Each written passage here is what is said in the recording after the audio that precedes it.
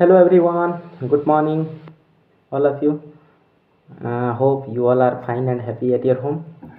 So yesterday I was not made any vlogs because I was so busy and I'm not able to make the vlogs. So today I am present here in front of you to say about Kendriya Vidyalaya Sangathan and whatever things I have done today in my whole life. In my today's life, sorry whole life बोल रहा हूँ okay.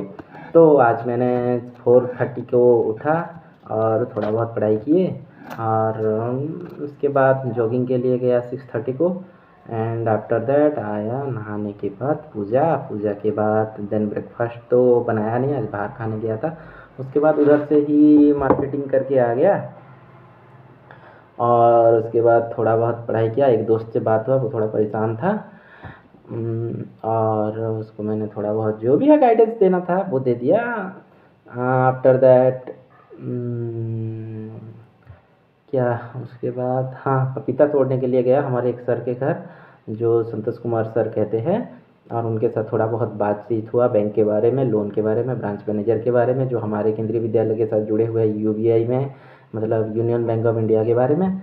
तो ऐसे ऐसे बात करके 11:30 हो गया। आके फिर मैंने कुक किया एंड आफ्टर दैट पास में स्नेहाश्री रहती है, वो उनके घर थोड़ा घूमने गया था, उसकी मम्मी ने बुलाया थे और थोड़ा बहुत ऐसे करके टाइम स्पेंड हो गया। 12:30 को मैंने लंच किया और उसके बाद थोड़ा बहुत पढ़ाई किए और सोया तो नहीं। उसके बाद मैंने अपने एक दूसरे चैनल में जो एक वीडियो अपलोड किया, नेहास अलार्म क्लॉक बोल के, क्लास 4 यूनिट 1 चैप्टर 2 कह सकते हैं, एक स्टोरी है, उसके ऊपर मैंने एक वीडियो बनाया और उसको अपलोड किया। अभी गर्मी बहुत है तो इसी के चलते हुए आज मैं आप लोगों को बताऊंगा कि मेरा जो डिपार्टमेंट है, मैं जिस डिपार्टमेंट में मैं काम करता हूँ, केंद्रीय विद्यालय संगठन, उसके बारे में मैं बताऊंगा कि ये क्यों बनाया गया है, कब एस्टेब्लिश हुआ है, कहाँ पे इसका हेडक्वार्टर है, क्या है, इसके बारे में बताऊंगा, ताकि जो कोई भी टीचिंग लाइन में आना चाहते हैं और केंद्रीय विद्यालय संगठन के बारे में जानना चाहते हैं तो मेरा वीडियो उनके लिए ये काम आएगा। ओके, सो चलिए। ऐसे आज का दिन कुछ खास नहीं है, पर इट्स नॉर्मली जैसे मैं रहता हूँ वैसे ही गया।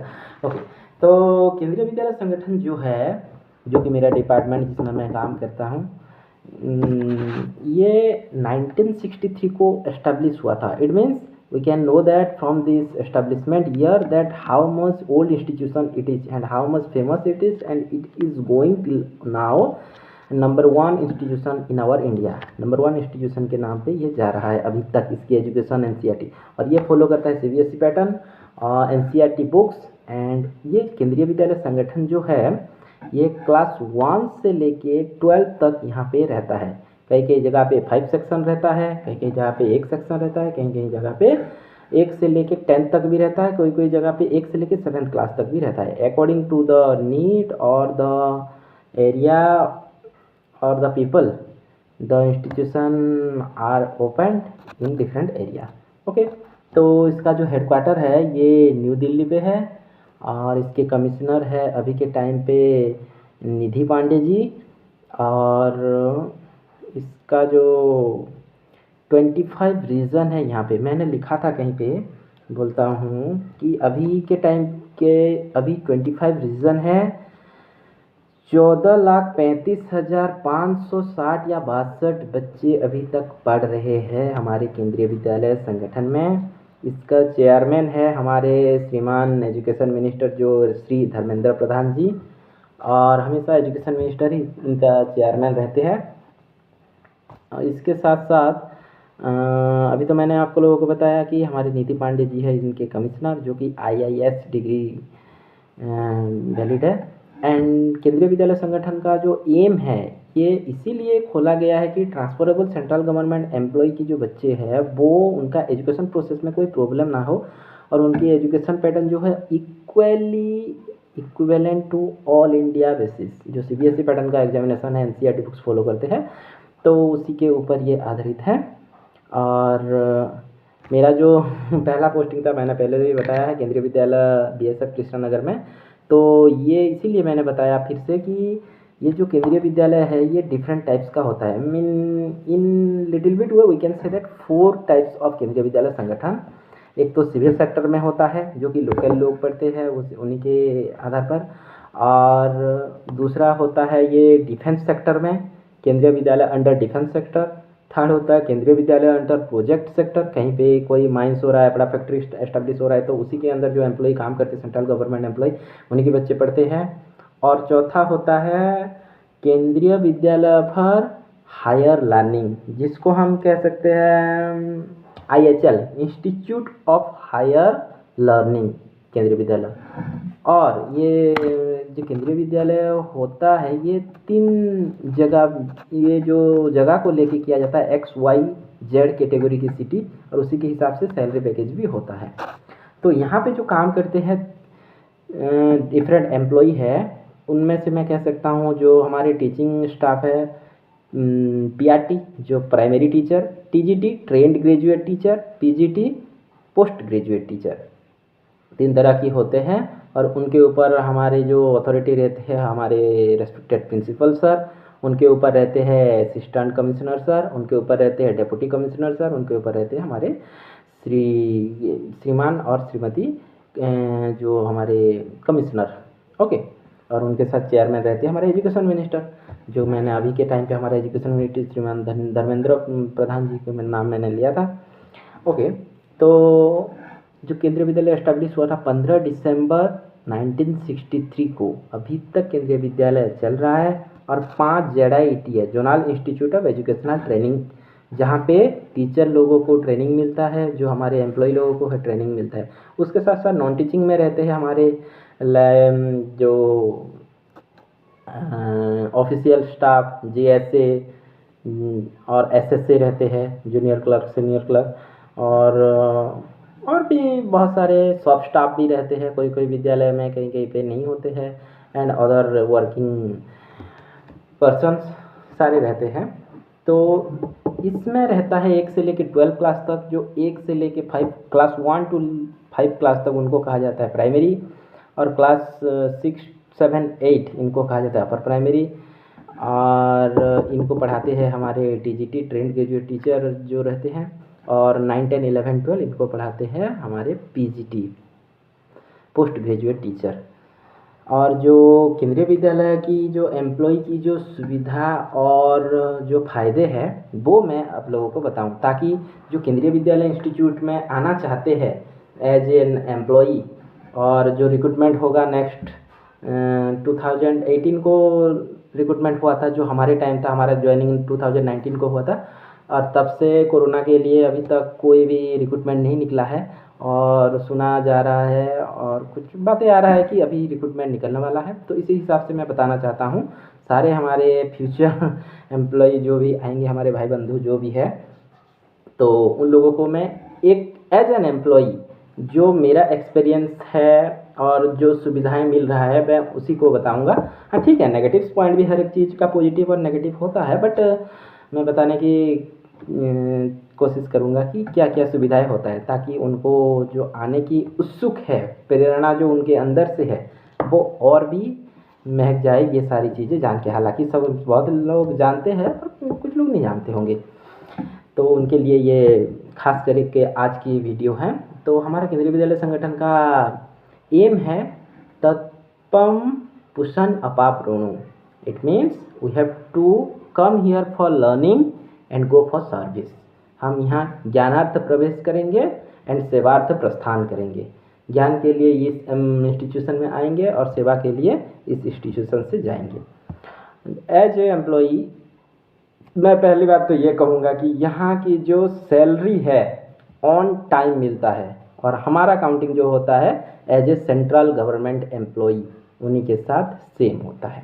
ठीक है, सैलरी जो है वो बिल्कुल ऑन टाइम मिलता है, महीने के लास्ट डेट में मिलेगा। कभी कभी अगर लेट हुआ तो 1 तारीख को मिल ही जाता है, 2 तारीख तक ज़्यादा नहीं रुकता है। कभी कभी इमरजेंसी में 2 तारीख तक रुक जाता है, जैसे कि हॉलीडे आ गया, संडे आ गया।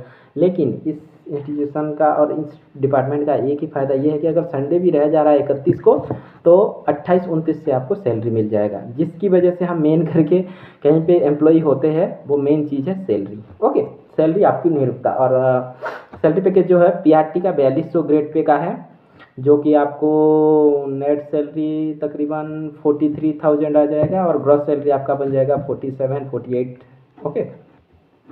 और टीजीटी का है 4600 ग्रेड पे और पीजीटी का है 4800 ग्रेड पे।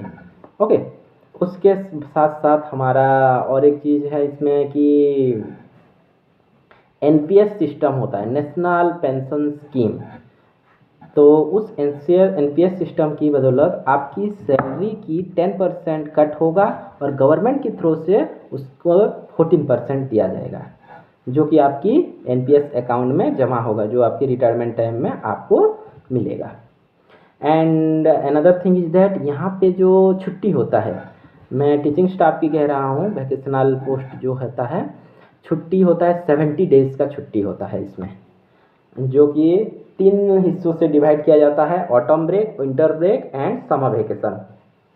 कई कई जगह पे जैसे कि कोलकाता रीजन में समर वेकेशन 40 डेज है, तो भुवनेश्वर रीजन में समर वेकेशन 50 डेज है, क्योंकि वेदर को लेके यहाँ पे रीजन वाइज इसको सेपरेट और डिफरेंट किया गया है। वो डिप्टी कमिश्नर या असिस्टेंट कमिश्नर के ऊपर डिपेंड करता है कि कौन से तरीके से उनको छुट्टी दिया जाएगा। ओके, तो मैं भुवनेश्वर रीजन की बात कर रहा हूँ। ऑटम ब्रेक, विंटर ब्रेक और summer vacation. Summer vacation 50 days का है, विंटर ब्रेक जो होता है 10 डेज का रहता है and autumn break also 10 days का रहता है। और जीएच जो रहता है जनरल हॉलीडे, वो तो है संडे या फिर कोई जगह पे जो कोई दिवस मनाते हैं, गुड फ्राइडे मनाते हैं, दिवाली, होली वगैरह वगैरह जो भी होता है जनरल हॉलीडे, वो तो रहता ही है। उसके साथ साथ हमारा जो टीचर का छुट्टी लेने की है वो CL casual leave, casual leave जो है वो आपको मिलेगा 8 डेज और ईएल इमरजेंसी लीव जो होता है वो आपको मिलेगा 10 डेज। ओके, ये जो इमरजेंसी लीव होता है ये साल ख़त्म होते ही इसका एंड नहीं होता है, दिसंबर में ये एंड नहीं होता है। जितना आप इमरजेंसी, मान लीजिए आपका साल में 10 इमरजेंसी लीव है और आपने 5 इमरजेंसी लीव यूज़ किए और 5 लीव आपने यूज़ नहीं किए, तो वो 5 लीव आपका नेक्स्ट ईयर ट्रांसफ़र हो जाएगा। वो नेक्स्ट ईयर भी आप लेना चाहते हैं तो वो ले सकते हैं। लेकिन in case of casual leave वो दिसंबर ख़त्म हो गया तो आपको, और वो कैजुअल लीव अगर आपका 4 बचा है तो वो कट जाएगा। अगर आपने यूज़ किया है तो दिसंबर तक आपको यूज़ करना पड़ेगा। ठीक है, अगर आपको छुट्टी लेनी है, कहीं जाना है, क्या करना है, वो आपकी मर्जी। Then when an employee will be there, अगर आप एक बार किसी भी डिपार्टमेंट में चले गए तो आपको अगर छुट्टी लेना है तो आपको आपके जो एडमिनिस्ट्रेटिव अथॉरिटी है, हमारा है principal sir, respected principal sir, और आप लोगों का जो अथॉरिटी है वो आपको एप्लीकेशन देना पड़ेगा। और after that you will leave the station. Station means जो आपके स्कूल है उसी के दायरे में आप जहाँ रहते हैं उसी को लीव करना, मतलब स्टेशन लिविंग कहा जाता है। और एनपीएस का बता दिया, सैलरी का बता दिया, और एक्स्ट्रा कमाई मतलब जो ट्यूशन होता है, केंद्रीय विद्यालय की एम्प्लॉय को ट्यूशन पढ़ाना अलाउड नहीं है। हाँ, आपके एक्स्ट्रा मतलब सीबीएसई ड्यूटी होता है, कभी कभी सीबीएसई ड्यूटी का पैसा देता है, कहीं कहीं स्कूलों में एनआईओएस ड्यूटी का होता है, या फिर कहीं कहीं स्कूलों का नीट एग्जाम होता है, उन्हीं का ड्यूटी अगर जाएंगे तो वो आपकी पर्सनल मैटर है, आप जाना चाहते हैं नहीं जाते। लेकिन केंद्रीय विद्यालय में फॉलो करते हैं एनसीईआरटी बुक और CBSE pattern, central board of secondary education, ये पैटर्न फॉलो किया जाता है। हाँ, और मैं कहना चाहता हूँ कि जो हमारे केंद्रीय विद्यालय संगठन है इसमें बच्चों को 4 हिस्सों से डिवाइड किया जाता है, मतलब 4 कलर का ड्रेस रहता है। एक तो यूनिफॉर्म रहता है, यूनिफॉर्म विंटर का और समर का अलग अलग रहता है, और उसके साथ साथ और एक टाइप का यूनिफॉर्म रहता है जिसको हम हाउस ड्रेस कहते हैं। और सारे बच्चों को डिवाइड किया जाता है, एक क्लास में अगर 40 बच्चे हैं तो 10-10 बच्चे करके डिवाइड किया जाता है, बॉयज़ गर्ल्स को लेके 4 हिस्सों में। वो 4 कलर का टी शर्ट या फिर हाउस ड्रेस वो पहनते हैं। जैसे कि हमारे, आप गूगल में सर्च भी कर सकते हो, हाँ, हाउस ड्रेसेस ऑफ केंद्रीय विद्यालय बोल के, वहाँ पे दिख जाएगा आपको। 4 कलर ड्रेस पहना जाता है, रेड कलर का, ब्लू कलर का, ग्रीन कलर का एंड येलो कलर का। और डिफरेंट डिफरेंट स्कूल में डिफरेंट डिफरेंट नाम देते हैं। जैसे कि मेरा पहला जो स्कूल था वहाँ पे दिया गया था कि विवेकानंद टैगोर, गांधी, नेहरू, ऐसे करके 4 हाउस दिया गया था। बट यहाँ पे जो मेरा केंद्रीय विद्यालय सुंदरगढ़ है, यहाँ पे भी 4 हाउस है, 4 कलर का, लेकिन नेम डिफरेंट। इस स्कूल के ऊपर डिपेंड करता है कि कौन कौन सा नाम देंगे। यहाँ पे नाम है त्रिशूल, अग्नि, पृथ्वी एंड आकाश, ऐसे करके 4 नेम है। एंड और एक चीज़ मैं बताना चाहता हूँ कि हमारा प्राइमरी में जो है 4 सब्जेक्ट रहता है, English, Hindi, EVS and maths. ये 4 सब्जेक्ट को मेनली ऑल केंद्रीय विद्यालय में फॉलो किया जाता है। एंड अगर लैंग्वेज की बात किया जाए, जैसे कि यहाँ पे उड़ीसा में एक क्लास रखा जाता है ओडिया लर्निंग के लिए, तो वो सिविल सेक्टर में डिपेंड करता है हमारे स्टेट में चेयरमैन सर के ऊपर या मैम के ऊपर कि वो लोग कैसे अलाउड कर रहे हैं। ये लैंग्वेज सब्जेक्ट पढ़ाने के लिए नहीं है, वो सिविल पीपल के ऊपर डिपेंड कर रहा है। अगर वो लोग रिक्वेस्ट करेंगे तो उस चीज़ का पढ़ाई होगा, उस लैंग्वेज का, नहीं तो ये 4 सब्जेक्ट मेन होता है। आपके सर्टिफिकेट में भी ये 4 सब्जेक्ट मेंशन होकर रहता है कि आप 4 सब्जेक्ट पढ़ा रहे हैं।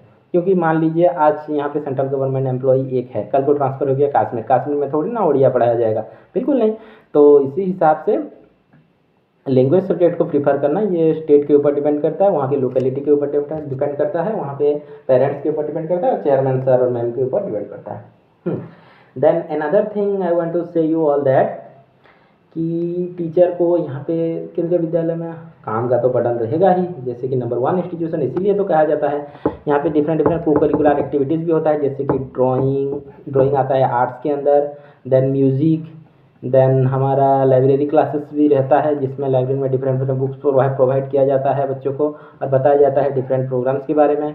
देन हमारा कंप्यूटर एजुकेशन रहता है। कंप्यूटर किस में रहता है? क्लास 1-2 में कंप्यूटर नहीं रहता, लेकिन 3 ऑनवर्ड्स कंप्यूटर रहता है। उसके लिए 300 रुपीज़ फीस ज़्यादा लगता है। इनकेस ऑफ फीस, बच्चों के लिए फ़ीस क्या है केंद्रीय विद्यालय में? फीस ये है कि बच्चे 4 क्वार्टर्स होता है इसमें, अप्रैल, मई, जून, जुलाई, अगस्त, सितंबर, अक्टूबर, नवंबर, दिसंबर and January, February, March, 4 quarter होता है। एक क्वार्टर में क्लास 1-2 को 1500 देना पड़ता है, और 3 ऑनवर्ड्स जो होता है 8 या 9 तक, 9-10 का तो अलग ही है, और उन लोगों बाकी जो बच्चे रह गए उनको 1800 रुपये देना पड़ता है। क्यों 1800? क्योंकि 300 रुपये कंप्यूटर चार्ज एक्स्ट्रा लेता है, कंप्यूटर फीस। और इसी हिसाब से 1852 5200 रुपये। तो एज एन एम्प्लॉई को क्या फ़ायदा है? एम्प्लॉय को ये फ़ायदा है कि जो केंद्रीय विद्यालय संगठन में वर्किंग एम्प्लॉई है, उनकी बच्चे केंद्रीय विद्यालय में एडमिशन लेना मतलब इजी होता है। एम्प्लॉय की बच्चों को एडमिशन मिलना इजी होता है, उनके लिए सीट रिजर्व ही रहता है।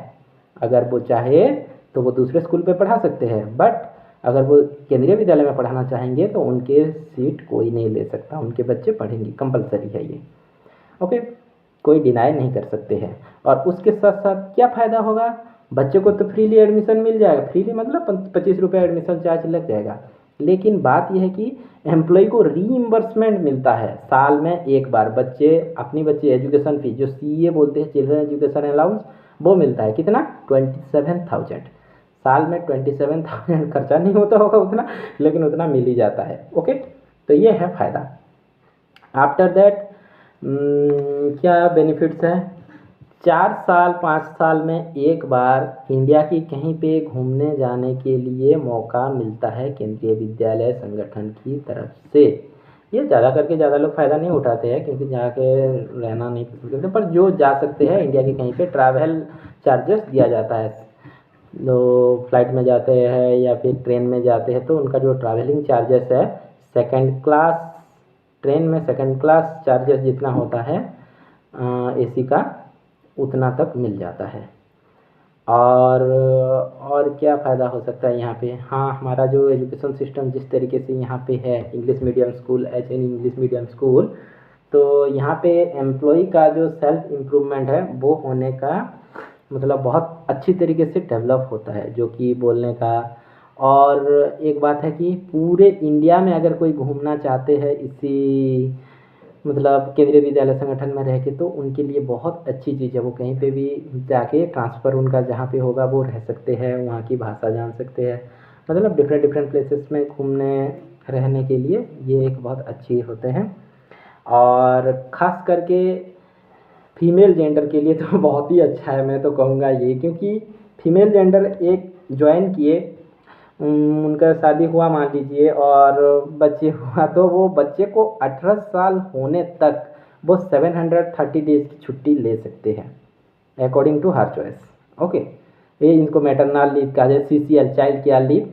और मैटरनल लीव तो वो 6 month during the time of pregnancy वो रहता है। उसके साथ साथ ये जो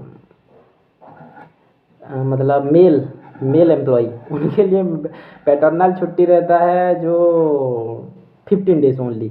मगर अगर अपनी मतलब किसी का शादी हुआ है, उनके बच्चे हो रहे हैं, तो 15 दिन की ओनली छुट्टी मिलता है। लेकिन in case of female employee उनको 730 डेज की छुट्टी है भाई, मान लो।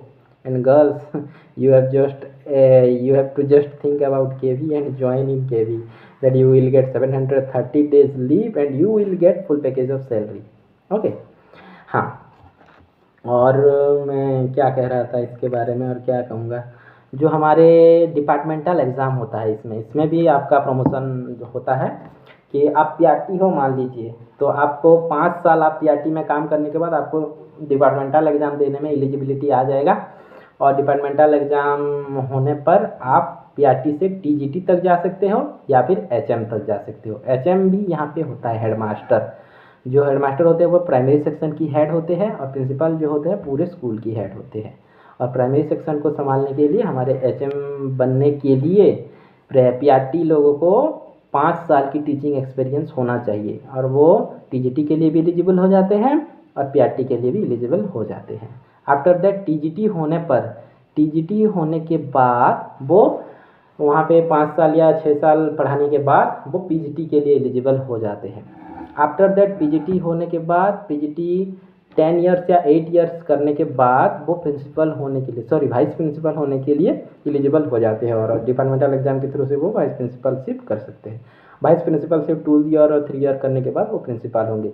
आफ्टर दैट प्रिंसिपलशिप का 10 ईयर्स या 8 ईयर्स एक्सपीरियंस होने के बाद वो असिस्टेंट कमिश्नर बनने के लिए एलिजिबिलिटी है। उसके बाद असिस्टेंट कमिश्नर से वो डिप्टी कमिश्नर हो सकते हैं। ओके, तो इस तरीके से डिपार्टमेंटल प्रमोशंस है। and if you are getting join in KV, after that you will get so many benefits whatever I have told you। और भी कुछ बहुत ज़्यादा हो सकता है, लेकिन काम यहाँ पे थोड़ा रहता है। और प्राइमरी सेक्शन में जो काम कहता हूँ मैं, साल में 4 एग्ज़ाम होता है, PT1, then half yearly, PT2, then session ending examination. उसके बीच बीच में आप लोग मंथली टेस्ट, साइकिल टेस्ट जो भी है आपका।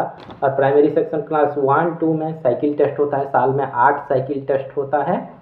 साइकिल टेस्ट मतलब बच्चे ने एक साइकिल में अपनी कितने इम्प्रूवमेंट किया टीचिंग लर्निंग प्रोसेस में।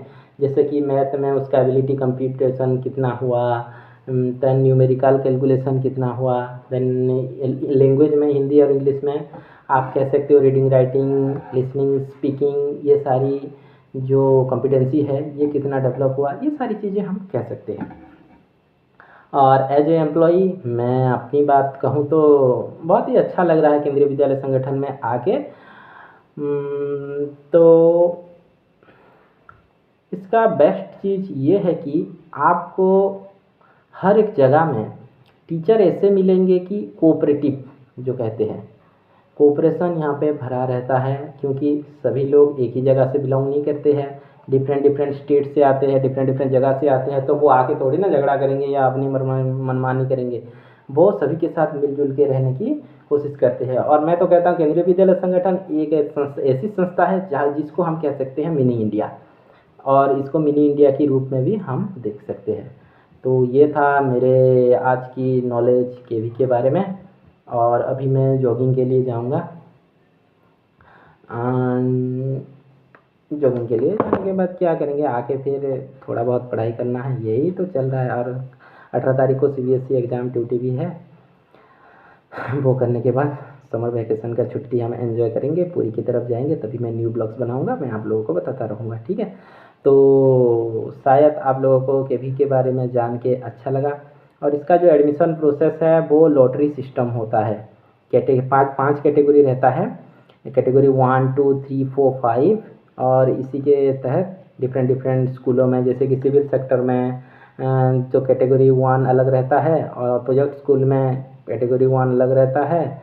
और हमारे जो डिफेंस सेक्टर है उसमें भी कैटेगरी 1 to 5 अलग अलग थोड़ा बहुत डिफरेंट होता है।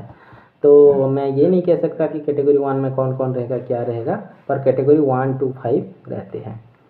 और मेरा जो ये केंद्रीय विद्यालय सुंदरगढ़ है, ये डबल सेक्शन स्कूल है, यहाँ पे 2-2 सेक्शन है। और प्राइमरी में तकरीबन 500 बच्चे हैं, ओके 450 समथिंग बच्चे हैं।